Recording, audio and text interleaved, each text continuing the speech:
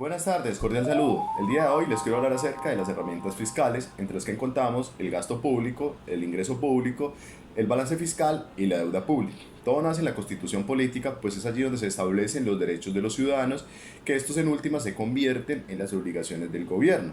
Es por esto que nace la importancia de que el gobierno utilice recursos públicos para poder cumplir con las obligaciones de garantizar los derechos de los ciudadanos.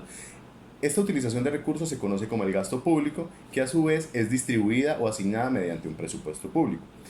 Al gobierno necesitar recursos, debe recurrir a fuentes de financiación, debe buscar formas de conseguir esos recursos. Una de las formas o una de las principales fuentes de ingresos públicos se conocen como los impuestos, que a su vez es una prestación pecuniaria exigida a los particulares por vía de autoridad a título definitivo y sin contraprestación alguna, con el fin, como habíamos mencionado, de garantizar los derechos de los ciudadanos.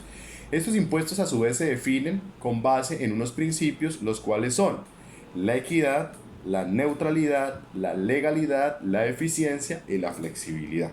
La tercera herramienta nace de la necesidad de expresar la relación que existe entre el ingreso y el gasto público.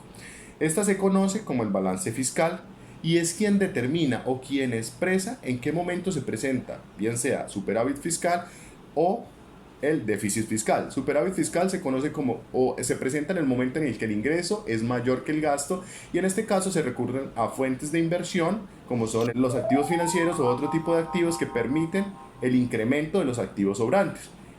En el caso contrario, cuando el gasto es mayor al ingreso, se presenta el déficit fiscal, y es aquí donde necesita recurrir a fuentes de financiación, porque independientemente del resultado del balance fiscal, los derechos se deben seguir garantizando, es decir, las obligaciones del gobierno continúan.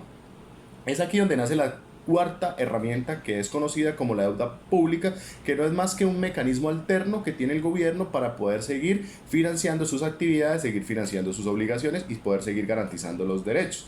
En este caso existen, por decirlo así, dos tipos de deuda: la deuda externa y la deuda interna. La deuda externa es la que se adquiere con agentes internos o extranjeros que están ubicados dentro del territorio nacional y se presenta en pesos. La externa se da con agentes extranjeros y se presenta en divisas como como el dólar o como el euro.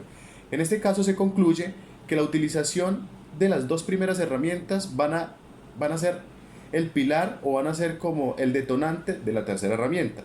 Si se hace un adecuado recaudo de los impuestos y una eficiente utilización de los recursos, estaríamos hablando del equilibrio económico, evitando así la deuda pública. Muchas gracias.